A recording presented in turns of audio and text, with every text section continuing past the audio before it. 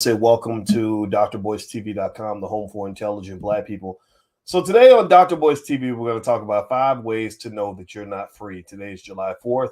So I thought that I would provide a perspective that will help you understand what freedom looks like, what liberty looks like. So get comfortable, buckle up a seatbelt. We're going to get started on drboystv.com right now.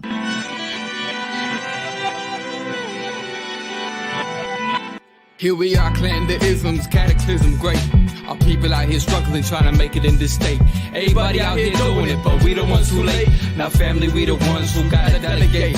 Get that money in the power, never be fake. Stick to co-sign for 3. What did he say?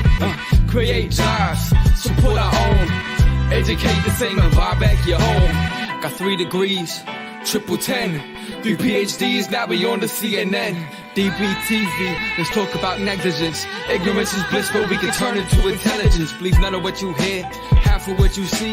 Let's break it down here on Dr. Boys TV. Here we are. Hey, what's going on, guys? Welcome to drboystv.com, the home for intelligent Black people. My name is Dr. Boyce Watkins, and I want to say hello to everybody, and I want to say happy holiday to everybody. I would say happy 4th of July, but that's just a weighted statement. Like if I say happy 4th, some of y'all just say thank you. And some of y'all gonna say, what the 4th? Why would you celebrate the 4th? The 4th ain't no. I get all that. I understand. I paid attention in history class at least 30% of the time, so I do know the implications of the 4th of July. But I still think sometimes we can let our hair down, even though I ain't got no hair. I let my hair down and decide that sometimes I'm not gonna take it too seriously, because that stuff will just stress you out. So I want to say hello to everybody. Shout out the city that you're from. Shout out your city. Miss D Fit, Brian Bridges, Ronnie Hunter, Root Trackers. I see you. Ray Gale. I want to say hi to everybody on Instagram. My Instagram is The Real Boyce Watkins. So feel free to follow me on Instagram if you'd like to have your thinking challenged. If you don't like your thinking challenged, then don't follow me, because I'm just going to make you mad and you're going to end up unfollowing me in a couple of days. But if you like critical thinking and you like Black intelligence and you believe that we should be more intelligent as a people, then feel free to follow me on Instagram. My Instagram is The Real Boyce Watkins. And so so let me before I jump into the topic for today, I want to also give a quick public service announcement. I noticed on the internet that there are people that I guess there are a lot of scam artists and things like that. There are people that pretend to be other people. So what typically happens is that when I make a post, particularly on YouTube or Instagram, stuff like that, there will be a fake Boyce Watkins that will be in the chat. And this fake Boyce Watkins will offer you his WhatsApp number, and they will ask you to go invest in some crypto schemes. That is not me, and I'm asking you to not just ignore the person, but please report that if you see it.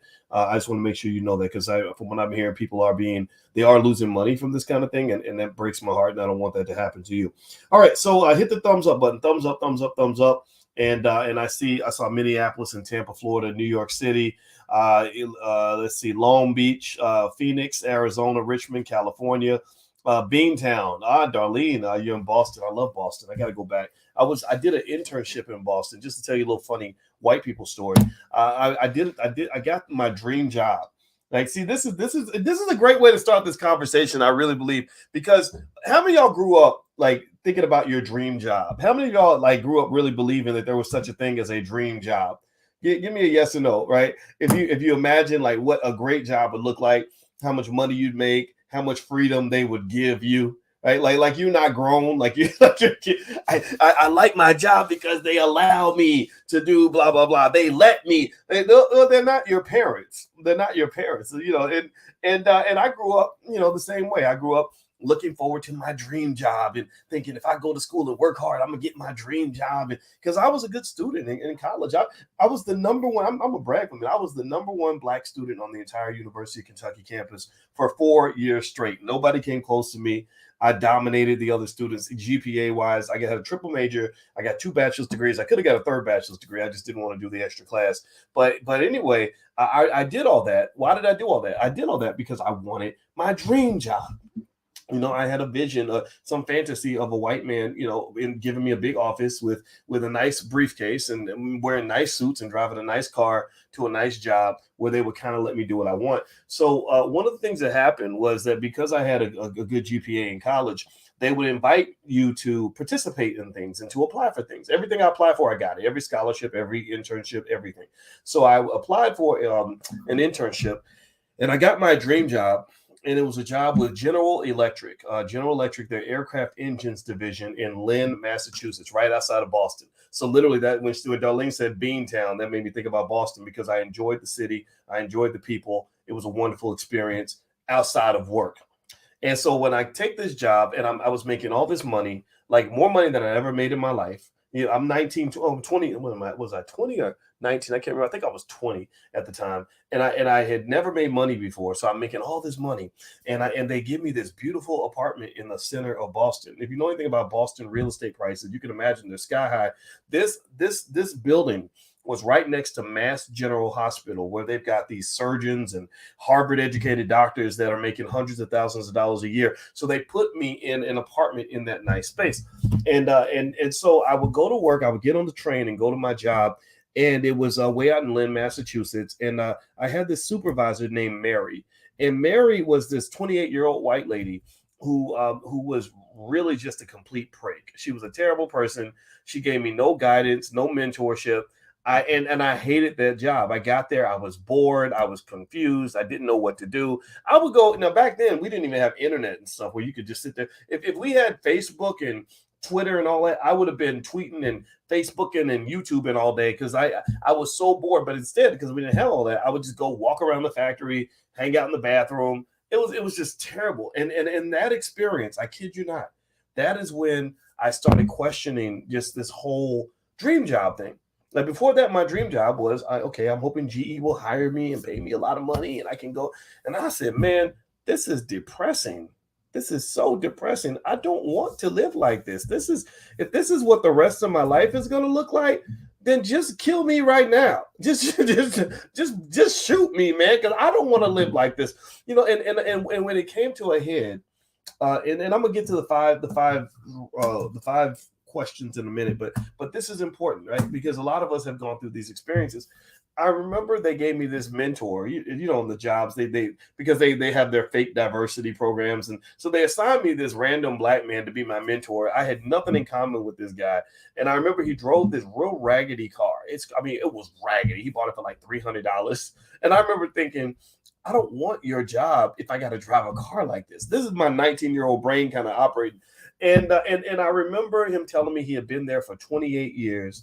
And he was so proud of the great relationship he had with GE. Now, I'm not knocking those of you who have had those great jobs or happy with your job or have been, you know, on the corporate plantation and done well in that space and overcame the racism and the microaggressions and all that. But I was not impressed. And I just looked at this black man and I said, I don't want this to be my future. I don't know how I can have a different future, but I don't want to be 55 years old driving a broke down hoopty and just bragging about how I was able to get along. I have respect for him, but that wasn't it for me.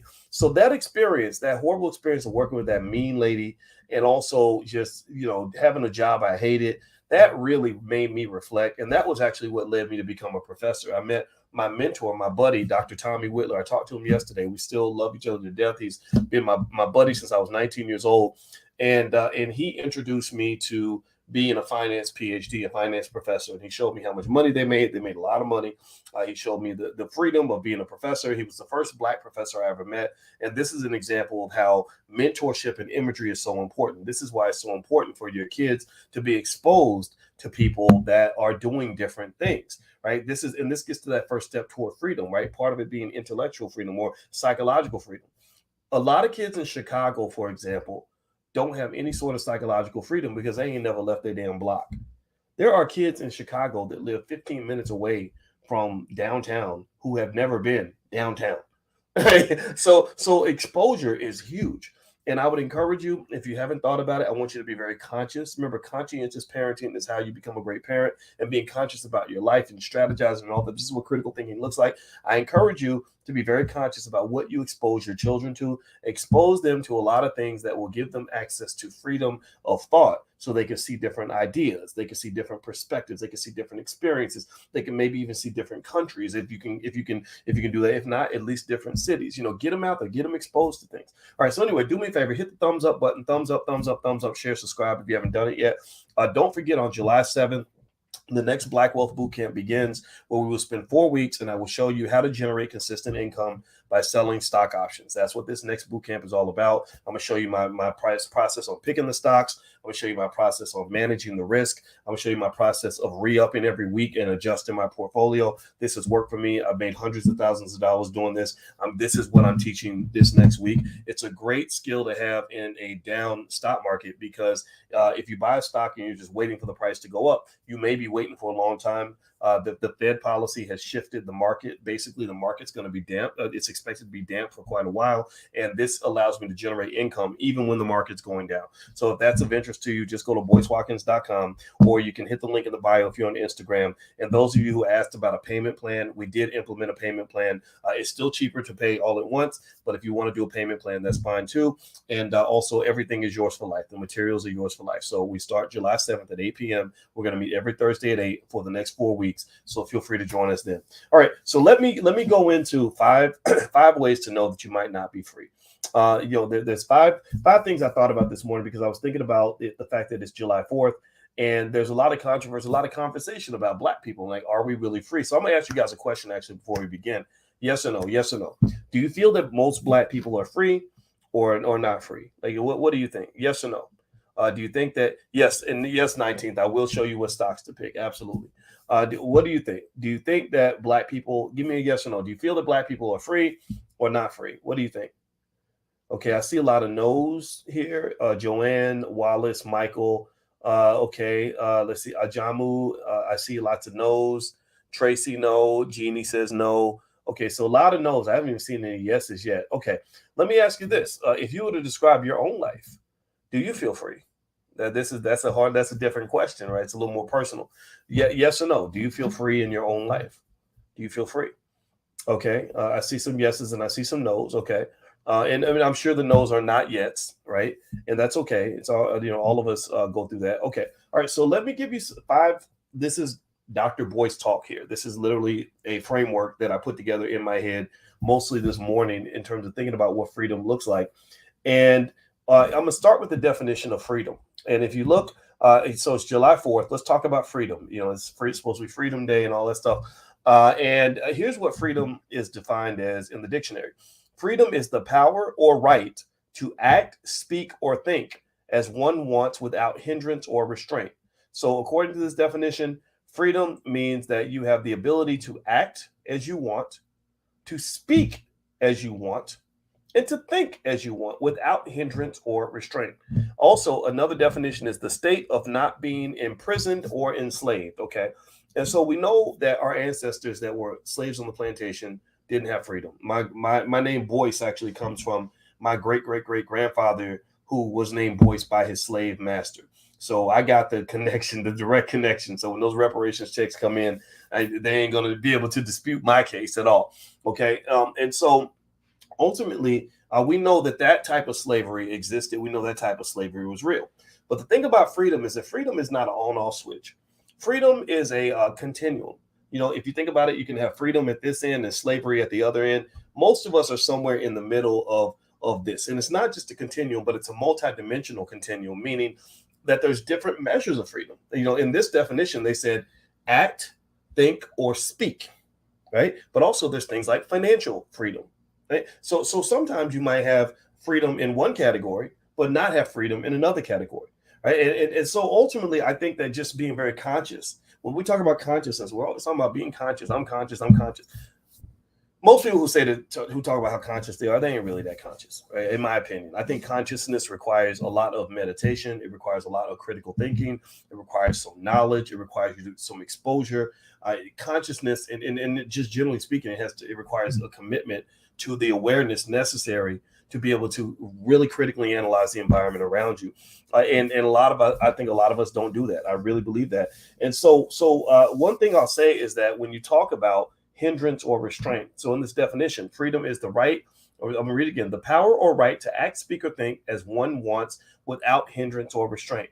So if you go back to Dr. Claude Anderson in his book, Powernomics, Powernomics has an interesting kind of corollary in terms of the reason I love this book is because this book is a blueprint to freedom. Because one of the first things that Dr. Anderson talks about in this book, and we read it every Wednesday night in the book club. If you want to join, just go to boycewatkins.com. We're going through this book with a fine tooth comb. We've been doing it for almost a year and a half now. We're going to keep going until we're done.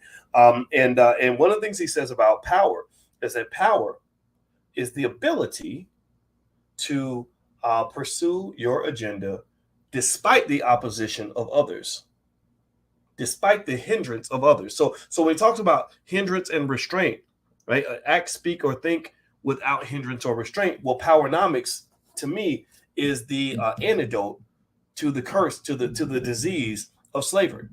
So the same way that slavery in America, corporate slavery and political slavery and all these other forms of slavery exist. Well, that's the disease. Well, the cure is power. Power is the response to lack of freedom.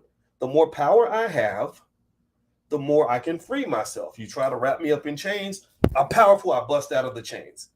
You try to trick me psychologically, well, my mind is powerful. I'm a very educated man. I'm going to figure it out. I'm going to solve the puzzle and get out of that situation, right? Financially, you try to lock me down financially.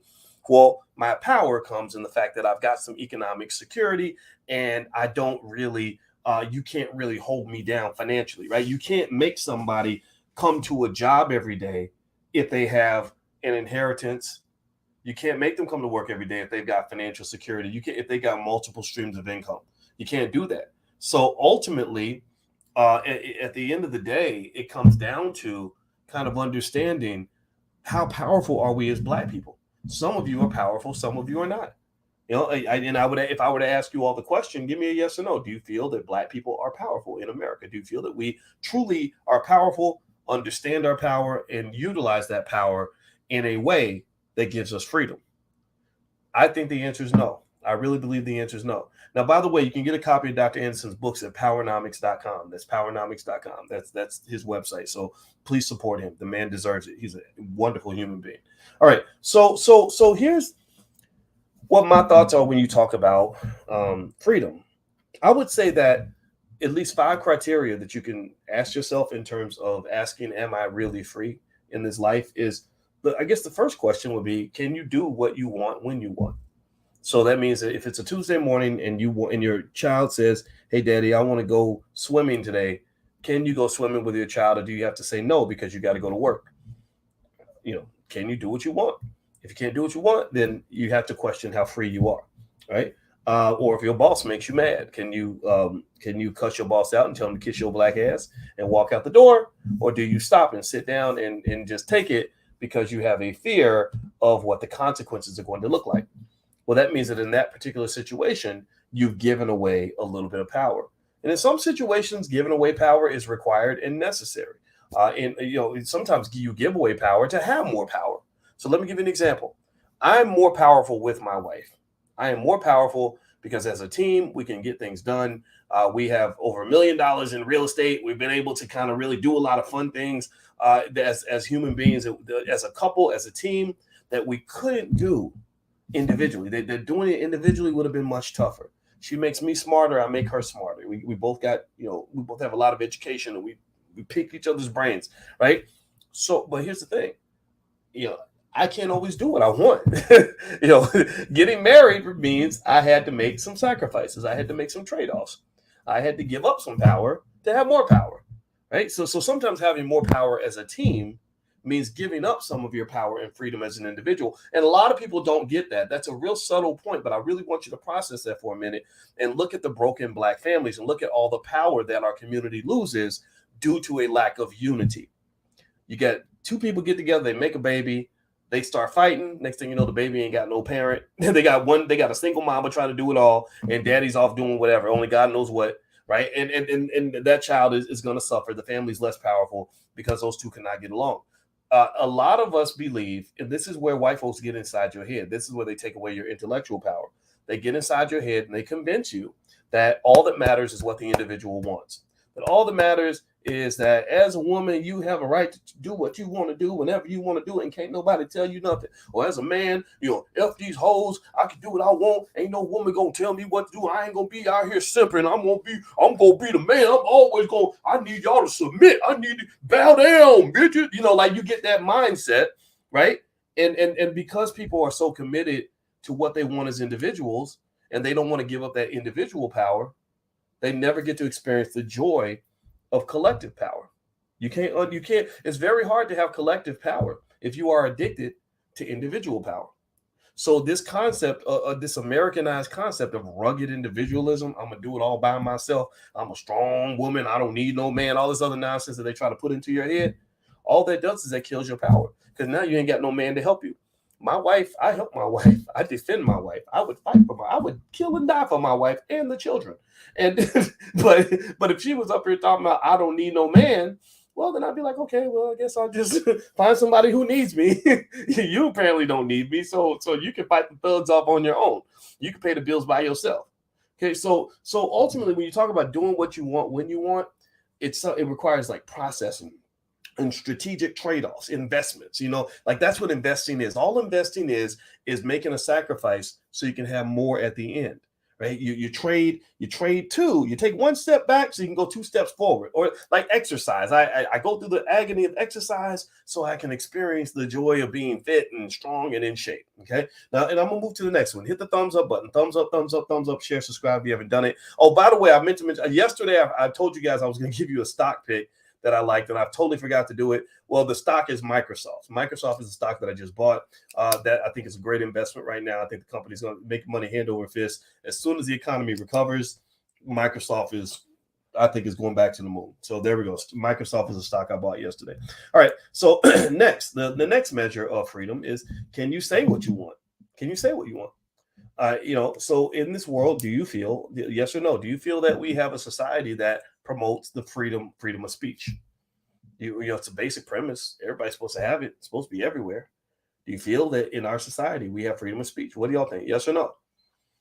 Okay. I'm going to say no. I'm going to say no. I don't think we have freedom of speech.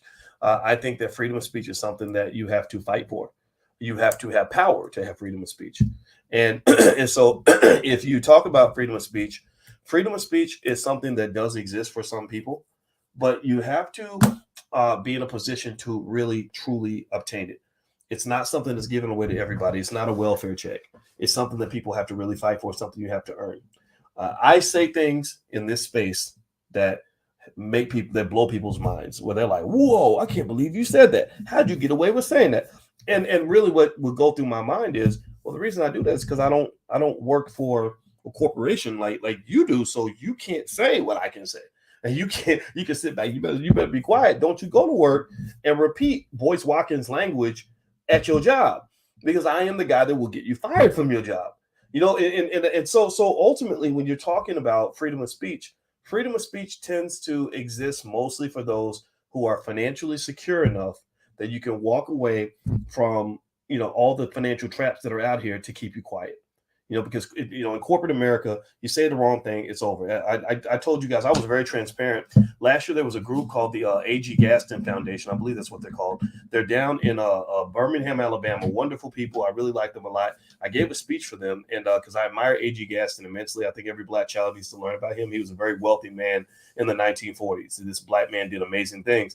But the next year, they were going to have me back, and they were going to pay me $10,000 to come speak. We had already made the deal. They'd already made their deposit, and something came up where somebody asked me about what I thought about Lizzo, and I said, well, Lizzo is a mixture of the Mammy and the Jezebel stereotype all rolled up into one.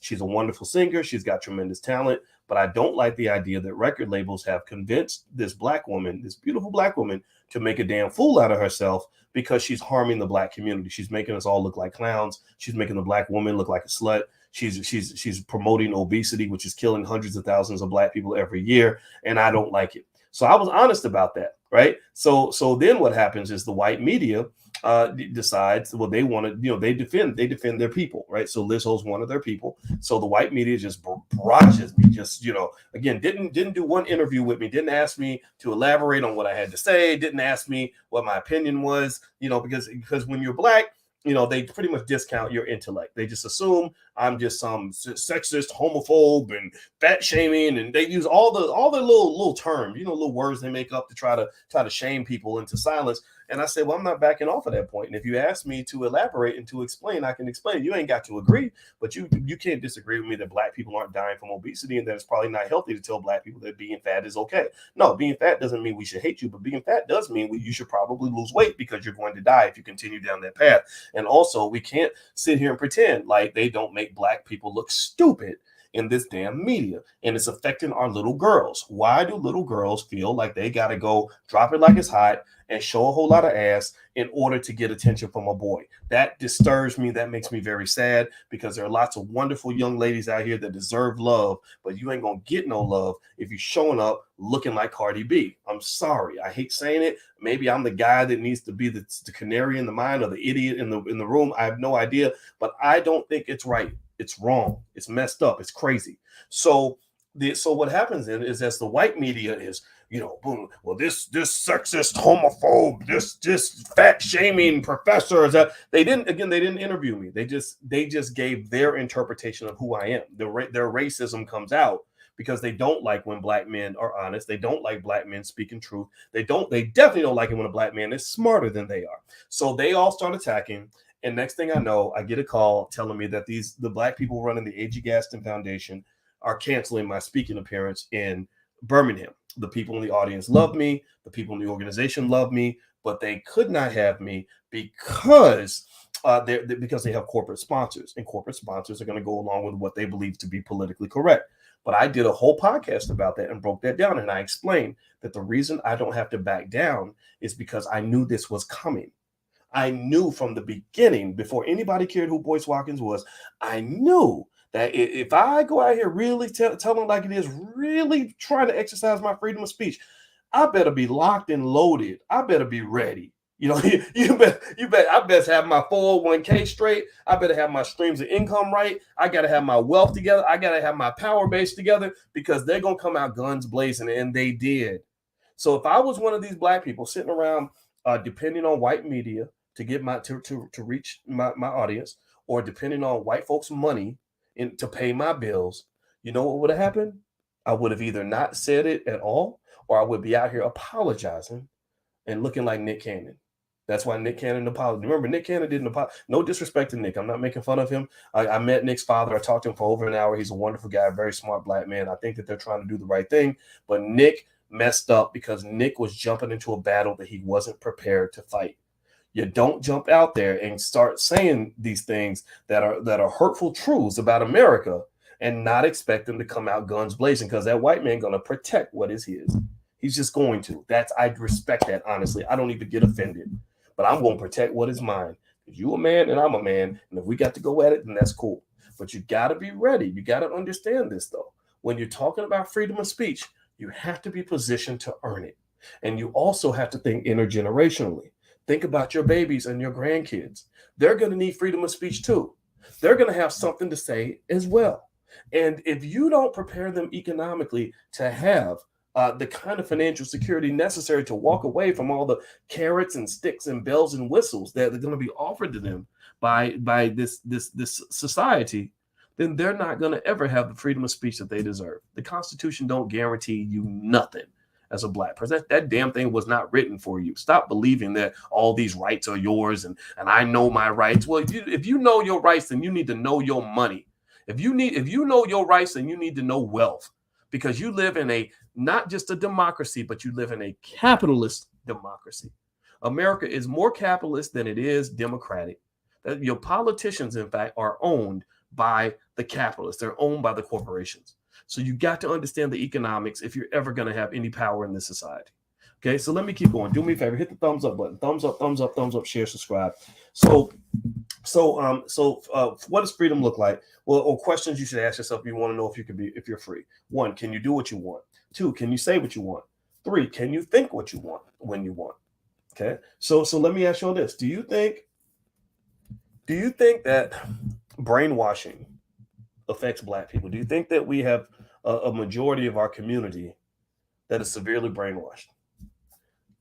See, and the power of brainwashing is so awesome. See, brainwashing, which occurs everywhere, propaganda is everywhere. Just read the media; it's fascinating. Um, the thing about brainwashing that's so powerful is that the best way for me to keep you as a slave is to make you think that you're free.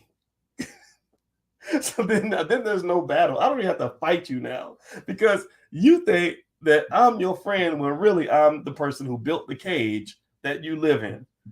You think I'm your ally because I designed you to be my slave. I built you. I am your God. You were built in the image of what I wanted you to be. So it's like if I build a car can't contemplate what it's like to be free. A car doesn't know how to sort of process its own existence. All the car knows how to do is to be a car because that's the way we designed it, right? I hit the button, the engine turns on, I hit the accelerator, you go forward, right? Cars only know how to be cars. So a lot of people don't even know how psychologically they're constrained they are because they were designed and built in a specific way. And you can't know what you don't know.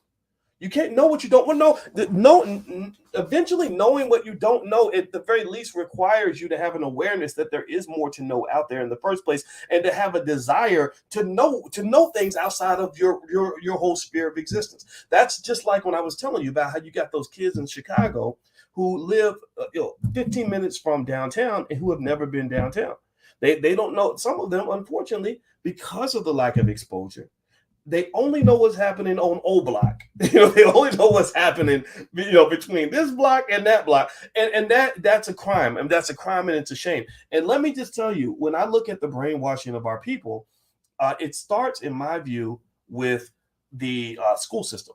I believe it is something as Black people, we got to really reconsider our overzealous commitment to sending our kids to these inferior schools run by racists who don't love our children, who teach them all the wrong things. I really think we got to reconsider that. And if anybody's watching, who's got money or clout, or maybe you got LeBron on speed dial, tell LeBron that I said that I would love to see the celebrities come together and raise $1 billion or more and hand it over, just commitment free to a group of Black educators who love the community, who are going to allocate those resources to building schools all across this country. You got all the talent. You have all the experts out here. You got all the people out here that can get it done. They just need the money. They just need the resources. Or if politicians want to ever get my vote, then all you got to do is show me where you're willing to have $100 billion in resources available for Black folks to go and borrow what they need to start the businesses that are necessary to build the community. Even if they're loans, I think loans are okay too. What a lot of businesses suffer from, what a lot of you have great ideas and you want to do the right thing. Your challenge in this generation is that you don't have the resources. White folks they guard the money. So the white boy in Silicon Valley can go raise $100 million for a stupid idea. You got a good functioning business and you can't even get $100,000. That is criminal. That is wrong. And that's slowing your community down because it requires, in a capitalist society, money is required for the implementation of good ideas that are going to be effective and move the needle for the Black community. Okay. So ultimately, when you talk about, psychological limitations, sending your kids to these schools is just terrible. And if you do, just make sure you're getting them education outside of the schools. Also, when you look at media and things like that, the control, Black ownership of media is really important because these media images get inside our heads. And so a lot of times what happens is that when you are brainwashed in a certain way, you start to form certain habits. And so some of us that could be doing amazing things, they're not doing amazing things because they formed habits that are leading them to do destructive things, right? It's hard to break out of a habit. Having a bad habit is like being in jail. If you're addicted to sex, or if you're addicted to drugs, or if you're addicted to liquor, or if you're addicted to laziness, whatever, it's so hard to break out of that. And then you can't be your best self. You are at that point a slave to the addiction. That's also why I've mentioned to you guys that drugs, if you're pro-Black, I think you should be anti-drugs, because drug addictions have been one of, if not the leading cause of the destruction of Black families over the last 50 years. Those drug addictions, they turn you into a slave because you are a slave to the drug, and you can no longer be free to do the things that are necessary for your family. All right, so let me keep going. Let me hit the thumbs up button and make sure you subscribe. You're watching drboystv.com. And in case you just came in, we're talking about 5 questions to ask yourself to know if you're really free. And also don't forget, on July 7th, that is when the Black Wealth Bootcamp begins, where I'll spend 4 weeks showing you guys how to generate income by selling stock options. If that's of interest to you, then go to boycewatkins.com. Please go to boycewatkins.com if you haven't done it. Okay, so let's see. I see a comment. Sheila says, your wife had to make you get your mouth fixed. Nah, she didn't have to make me. I wanted to do that, but I'm very happy that I did. It was a tough procedure, but I'm glad I did it.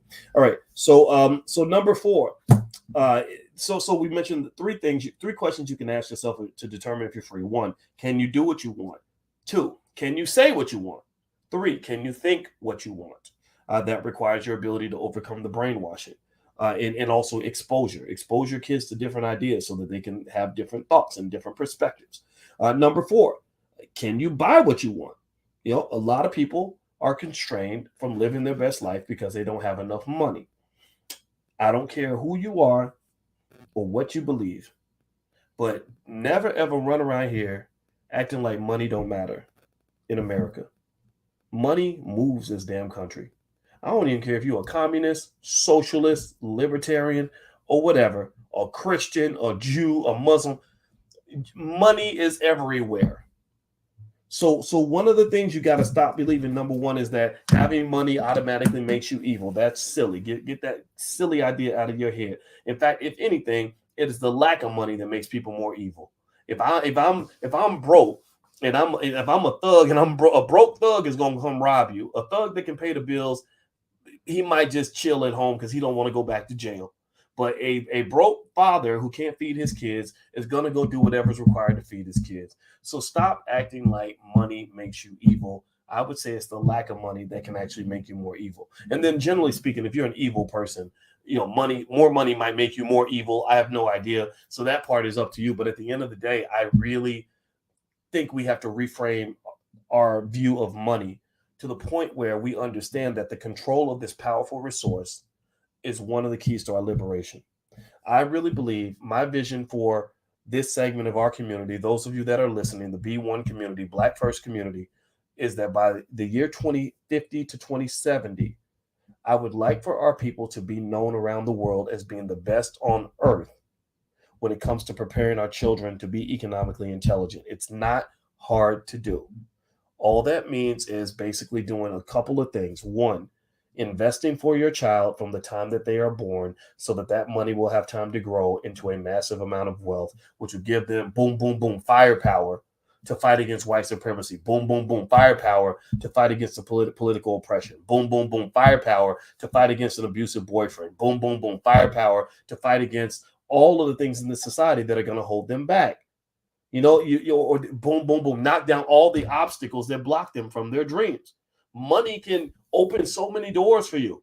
So what I want you to do is I want you to give your children that feeling of knowing what it feels like to be able to pay the bills when they're due, to be able to own property, to be able to start businesses, to be able to buy shares of stock, to be able to not go to work because they don't feel like getting up that day. It's not hard to do. So again, if you go to boycewatkins.com, there's that ebook, the $5 a day investing plan. That's something I've been talking to you guys about a lot. If you're new here, I have to repeat it so the new people can go take a look if you want to. But go to boycewatkins.com. The book is right there. It's totally free.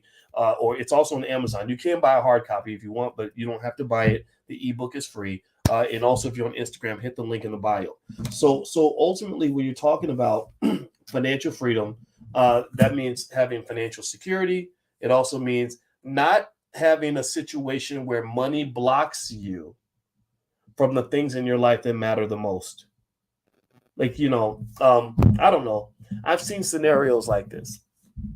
I've seen people with, happy, well-adjusted kids. You live in Alabama or something, and your kids love it in Alabama, and you're making $50,000 a year. So Somebody offers you $60,000 a year to move to Washington, D.C. So you just do it.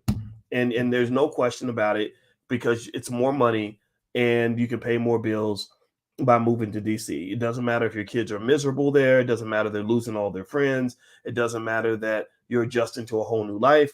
You'll do that because you're making an extra $10,000 a year. Well, here's the thing. If you take $10,000 a year and you divide it over 12 months, that's about $800 a month. Now, $800 a month is nothing to sneeze at. That can make a difference for a lot of people, absolutely, without a doubt. But here's the thing.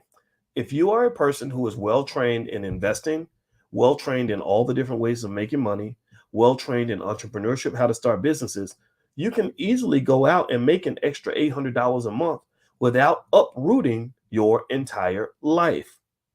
Do you understand what I'm saying? I don't really, I'm really utterly fascinated. In 2006, I wrote a book called Financial Lovemaking. And I wrote that book because I didn't realize, it was when I started realizing what kind of a superpower I had amassed by becoming an expert on almost all things financial. I said, oh my God, I didn't know. I just did it because I just wanted a good job. But now I have the keys to the universe because I saw how people were making decisions that money can't buy, but they were doing it for a little bit of money. Like think about it. When you go to work every day and you're working at that job 40 hours a week, 2,000 hours a year, 20,000 hours in a decade, about 100,000 hours over the course of your life, you're giving 100,000 hours at work away from your children, away from the people who love you, around people who hate your guts in many cases. You're doing all that not so you can get rich, not because they're giving you millions, just so you can get enough money to pay the rent. I thought that was fascinating. I said, so a little bit more money, or if you talk to a college kid and you say, okay, this job's going to offer you 50,000, but this one will offer you 65, they'll take the job that offers 65, even if it's a crappy job, even if they don't want to live in that city, even if they don't want to do that line of work, but they'll do it because it's a little bit more money. And what I found is that the power of understanding wealth and investing and entrepreneurship is that a good entrepreneur would say, I can easily go make an extra 15,000 a year. That's not hard to do, And so I'm not sitting here trivializing financial challenges. We all go through those. I kid you not. We all, I get it. I totally get it. But I want you to really consider like what the world would look like for Black people if we spent as much time understanding our economics as we spend, going to church, or as much time as we spend learning how to play sports as kids. Why would a 14-year-old boy, how in the hell are you preparing a 14-year-old boy for life when he knows more about throwing a football than he knows about economic security and economic survival in a racist country that wants to destroy him? I don't get that. And the only thing I can attribute that to is habits, which goes back to intellectual freedom, right? Bad habits that are fed to you as a child. Maybe some self-esteem issues, perhaps a lack of planning, a lack of foresight, a lack of critical thinking, which again, it's not everybody's fault. It really kind of comes from society. Society does not encourage you to think critically. I am the weirdo. I know this. I'm the weirdo because I do break things down over and over and look at them, and try to really figure out, okay, so what's actually happening here? I was a weirdo when I was single and I would meet some pretty lady that wanted to, and I could tell that I could see right through a lot of stuff, and I would I would meet some pretty lady that would really want to date me and really be nice to me. And I could tell that she wanted to be around me because I have a lot of money and a lot of power. And I would just sit here and I would think, this is so fascinating to me that you're going to give me access to your vagina, which is really valuable. I mean, Black woman's womb you can't buy the value of the Black woman's womb because that's the key to life, And I'm thinking, you're going to give me access to all of that. And like, I could kill you. I could beat you. I could destroy your life. And you don't even know any of that because you are blinded by the fact that I have money and I have power. And that is what you want to be next to. But what if you had your own money? What if you had your own power? If you had all those things, then you wouldn't necessarily need to do whatever I tell you to do in order to get close to mine. So to me, again, I'm probably old fashioned on this, but I think that's the job of your daddy. That's the job of your parents who brought you in this world, who are going to let you loose into this world, who should have prepared you. prepared you, maybe, again, investing for you as a child, teaching you the keys to wealth, putting you in a position where you're not going to be running up behind some man doing degrading things just to get a couple dollars that I probably won't even give you. That, because they're rappers, celebrities do that, rappers and stuff, they do, because a lot of men got no money, but they know that because the women think they have money, they say, okay, they can get what they want. And then if you, at the end of the day, maybe he buys you a cheeseburger or something, but it's not like you're actually getting the money, right? So I just really think that ultimately, if you're talking about freedom, you got to include financial freedom in there. Let's go to number 5. Number 5 is the fifth question I would ask is, if you want to know if you're free, is can you transform your life or yourself the way you want to? Can you make the transformation? If you decide that you want to make either a small transformation or a big one, are you able to do that? If you're overweight, can you lose weight? Do you have that ability to get it done? If you are living in San Francisco and want to live in Detroit, can you go make that happen? If you don't understand a topic and you want to get good at it, do you have the ability to make that happen? And that comes back to power, which comes from a type of discipline. And discipline is really, really important when you're talking about really creating the life that you want. What I've learned is that it's really hard to change. Transformation is really difficult. And some of us become slaves to our habits. We become slaves to our addictions. We become slaves to our limited thinking. Some of that may even come back from childhood. I have childhood limitations that were put on me as a kid that I have fought like hell to try to overcome. It is hard as hell.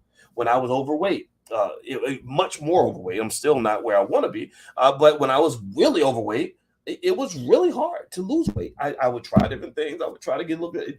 It just didn't work. And what happened was, what let me lose weight was when I allowed my wife to tell me what to do for a while. I gave up that power so I could then have another type of power. I told her, I said, look, I'll eat what you tell me to eat. I'll run when you tell me to run. I've tried everything. I can't do this by myself. I need your help. And she said, okay.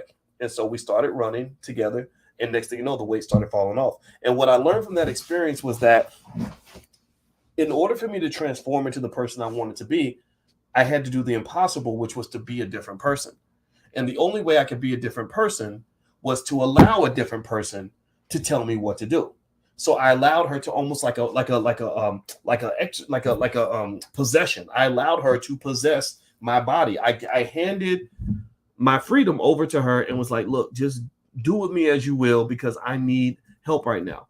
And so I lost all the weight and it felt great. And then I formed new habits and I had a type of freedom I'd never had before. I ran a whole marathon, right? And that was awesome. So here's the thing. So one of the things, I would say to you is that when you're talking about having the freedom to make the transformation that you want to make, I would encourage you to find a way to get that done. So either one, you could just learn how to have more discipline, right? That's just something that we all can benefit from in general. Discipline is critical. If you don't have the discipline, then hand over the power to people that will discipline you. If you're a man and you can't stop drinking and you can't get away from the porn, you can't get away from whatever it is that's holding you back, then find you a good woman and let her kind of help manage that a little bit in you. A good woman will make you into a better man. A good woman will actually keep you alive. Like my wife keeps me from eating the food that I want to eat. Every time, she never tells me what I can't eat, but like if I want to order a pizza or get a cheeseburger instead of eating the salad, she'll say something like, healthy choices, boys. And I'll be like, okay, yeah, you're right. Now, mind you, it's not that she would stop me. If I insist on getting the pizza, she'll let me eat the pizza. But just that little nudge of just being reminded, like, that this is not what you said you want to do. You're not, it's like a reminder for me to be the person that I promised myself I'm going to be. Because we break promises to ourselves all the time. We lie to ourselves all the time. I mean, how many of y'all see every year you have a New Year's resolution, lose weight, make more money, whatever. Right? Everyone, I'm going to end this relationship. I'm going to get away from this terrible man or this terrible woman, right? We all do it. Everybody does it. And what I have found is that the greatest form of slavery that exists in this world is that slavery that comes from you just being stuck being the person that you don't really want to be anymore. You want to be better. You want to be fitter. You want to have more money. You want to have more confidence. You want to win more. You want to succeed more. All these other things. And you can't because you're stuck. It's hard. You're a slave to whatever construct you built in your mind of how life is supposed to be, whatever set of habits you believe you're supposed to have. So what I'm saying to you is that you got to find a process to hack that. Because here's the deal. Look, if you can hack that one part of the process, if you can find a way, if you can find your own hack, like what is it? What do I need to do in order for me to really be pushed to be a different person? Let me tell you a little secret. At that point, nothing will stop you. If you are simply able to keep promises to yourself, if you're able to be a person where if you say you're going to do it, you're going to do it. If your words are always followed by appropriate actions that will get you to the destination that you committed to from the beginning, racism can't slow down a black person like that. You know, the haters can't stop you because all they know how to do is talk. They'll just talk about you, but who cares? Because you're disciplined. You're not a psychological slave anymore. So you're not worried about what people say. You're not worried about all this negative energy. That doesn't stop you. You're literally going to march exactly to the place that you want to be in this life. And that is when you're going to feel really confident, happy, and free because you're going to be where you want to be. You'll be able to literally build the perfect life. So I think that on today, when we're talking about the 4th of July, and we're talking about freedom, I encourage you to have a deeper discussion with yourself about what freedom actually means. And I would say freedom means I can do what I want when I want most of the time. Freedom means I can say what I want, and I'm not scared of the repercussions of what I say. Freedom means I can think what I want because I've trained myself to be open-minded. I can listen to a Democrat and a Republican. I can listen to a gay person and a straight person. I can hear the perspective of a man and a woman, and I'm not going to be intimidated by that. I'm going to absorb all that and then come to my own conclusions. You can buy what you want. That comes from the investing and entrepreneurship and all the other income streams and working together with other people to build wealth. And then the last piece is you can transform into what you want. That means taking the person that you are today and then writing down on a piece of paper what the ideal version of yourself looks like. Maybe that might be a good exercise that you can do today. Like literally sit down, think about 3 goals, to maybe even 2. Keep it simple.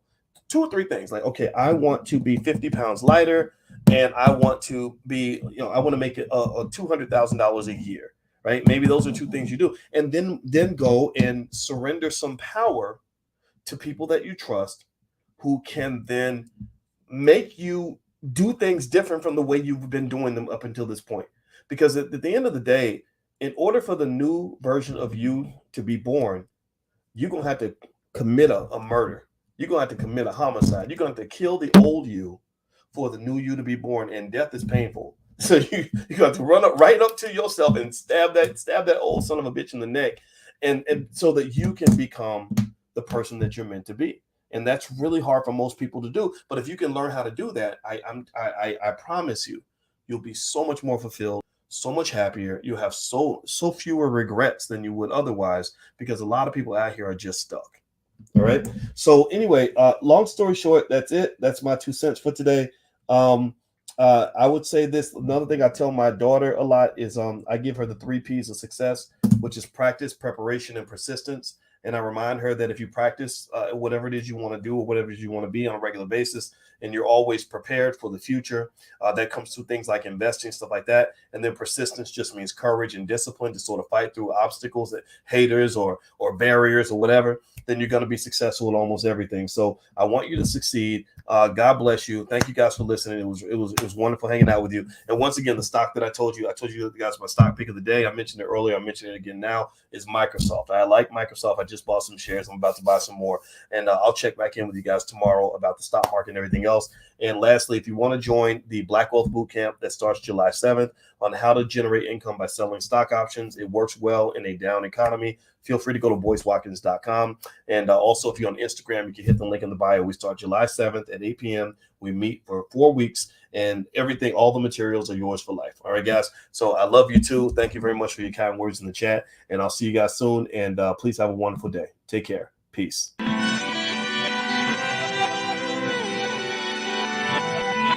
Here we are, clan the isms, cataclysm great. Our people out here struggling, trying to make it in this state. Everybody out here doing it, but we the ones who late. Now family, we the ones who gotta delegate. Get that money in the power, never be fake. Stick to co-sign for 3. What did he say? Create jobs, support our own. Educate the same and buy back your home. Got 3 degrees, triple 10. 3 PhDs, now we on the CNN. DBTV, let's talk about negligence. Ignorance is bliss, but we can turn it to intelligence. Believe none of what you hear, half of what you see. Let's break it down here on Dr. Boyce TV.